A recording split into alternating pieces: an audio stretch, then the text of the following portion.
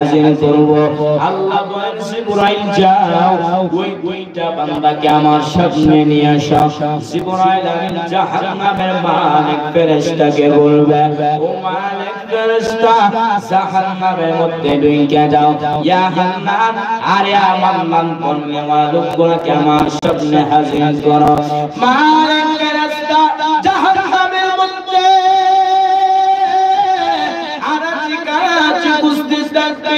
কিন্তু দুইটা বান্দার বডি গুলো খুঁজে পাবে না, শুধু জাহান্নামের মধ্যে চিৎকার শুনবে। আরে নবী উম্মতের দল ওই মালিক ফেরেশতা জিবরাইল আমিনকে বলবে, আরে জিবরাইল আমিন ওই জাহান্নামের মধ্যে দুইটা বান্দা গুলো তো খুঁজে পাইতেছি না। জিবরাইল আমিন আমার আল্লাহর আরশের সামনে আবার সাজদায় পড়ে যাবে। আমার মালিককে বলবে,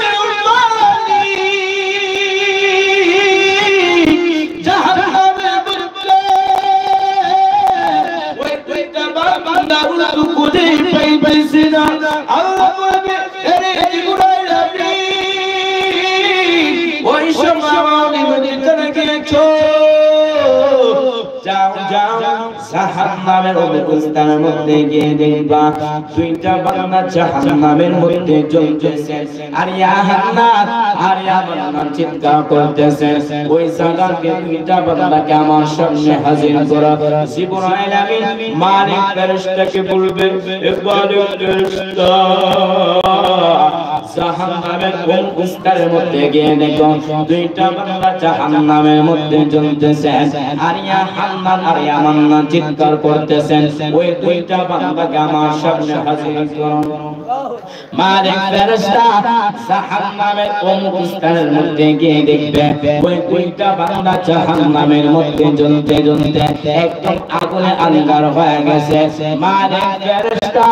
ওই দুইটা আঙ্গার জিবরাইল আমিনের কাছে যখন নিয়ে আসবে, জিবরাইল আমিন আমার আল্লাহর আরশের সামনে যখন পেশ করা হবে, ওই দুইটা বান্দা বলবে, উম্মতি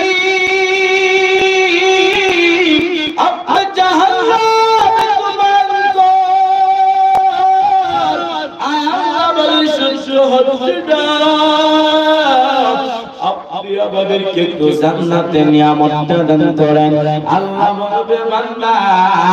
আমি আল্লাহকে তোমাদেরকে অনর্থক বানাইলাম, আমি আল্লাহকে তোমাদেরকে এমনি এমনি বানাইলাম, তোমরা মনে করেছো। আল্লাহ বলে, আফাহাসিবতুম আন্নামা খালাকনাকুম আবাসাও ওয়া আন্নাকুম ইলাইনা লা তুরজাউন।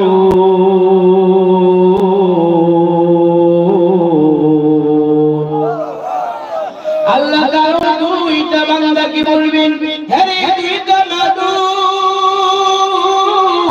আমি আল্লাহকে তোমাদেরকে অনর্থক বানাইলাম, যার কারণে তোমরা আমার ইবাদত করতে পারো নাই। আমি আল্লাহকে এত সুন্দর জমিন দিলাম, আমি আল্লাহ তো সুন্দর কি আসমান দিলাম, আমি আল্লাহকে এত সুন্দর খাবার দিলাম, এমনি এমনি না না কেন? আল্লাহ বলে, ওয়া মা খালাকাতুল জিন্না ওয়াল ইনসা ইল্লা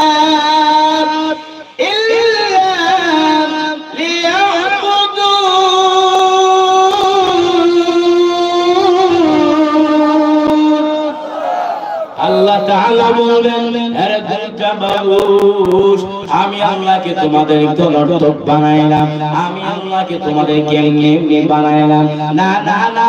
আমি আল্লাহ তোমাদেরকে কেন বানাইলাম? আমি আল্লাহর একমাত্র ইবাদত করার জন্য। আজকে তোমরা আমার ইবাদত করতে পারো না, আজকে তোমাদেরকে জান্নাত দেওয়া হবে না। ওই দুইটা বান্দা বলবে, উম্মতি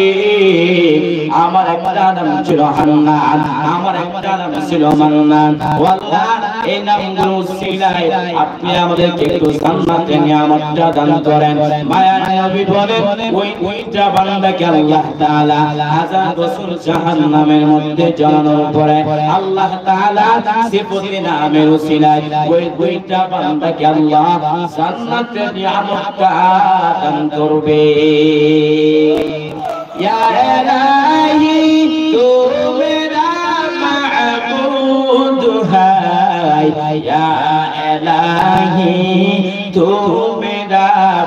माशूका है या इलाही मुझसे मुझको दूर कर ताकि देखो मुझ में तुझको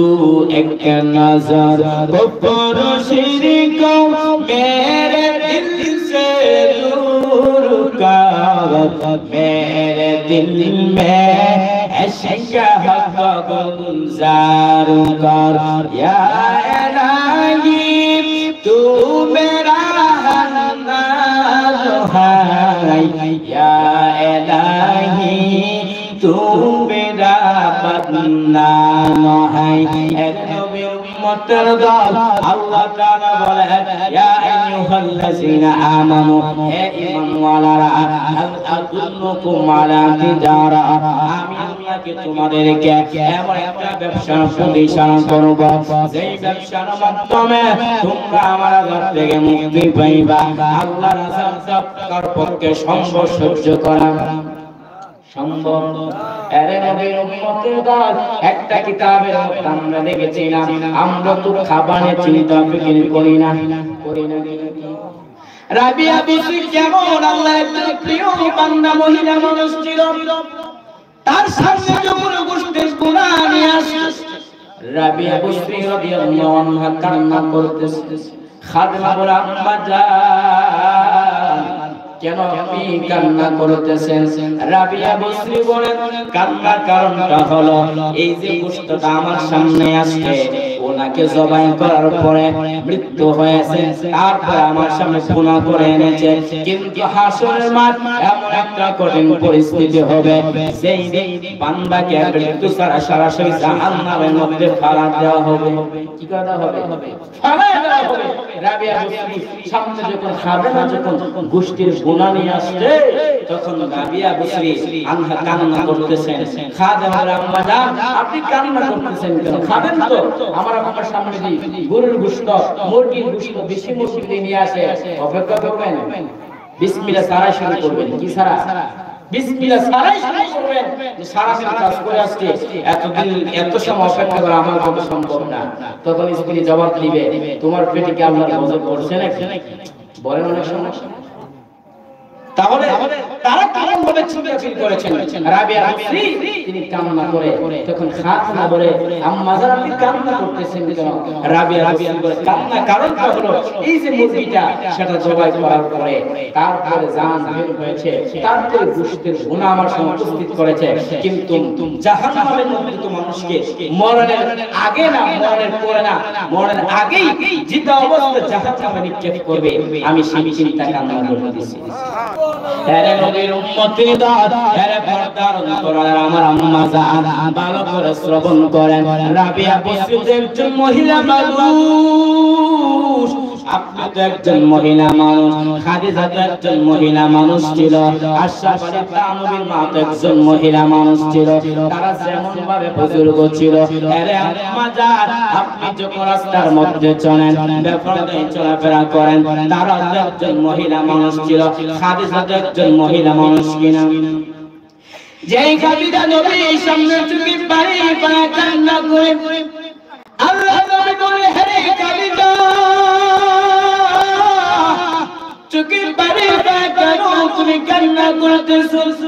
খাদিজা রাদিয়াল্লাহু আনহা ডাক দিয়ে বলেন পয়গম্বর কান্না কারণটা হলো আমি খাদিজা যদি যখন দুনিয়া ছেড়ে বিদায় হয়ে চলে যাব আপনি যখন দরবে দাওয়াত দেন আমি খাদিজা যখন আপনার পাশে দাঁড়ায় থাকি বেঈমানরা যখন আপনাকে আক্রমণ করার জন্য যখন আসে আমি খাদিজাকে দেখে আপনার উপর কোনো আক্রমণ করে না তার কারণটা হলো আমি তো একজন ধনাঢ্য পরিবারের মহিলা আমার দেখার পর আপনার উপর আক্রমণ করে না আমি খাদিজা দুনিয়া ছেড়ে বিদায় হওয়ার পরে আপনার পাশে কে দাঁড়াবে দুই নাম্বার কান্নার কারণ হলো দুই নাম্বার কান্নার কারণ হলো আমি খাদিজার তো এমন কোনো আমল নাই যার মাধ্যমে আমি কবর জগতে মুক্তি পেয়ে যাইব। আরে নবীর উম্মতের দল আল্লাহ তাআলা যেমন ভাবে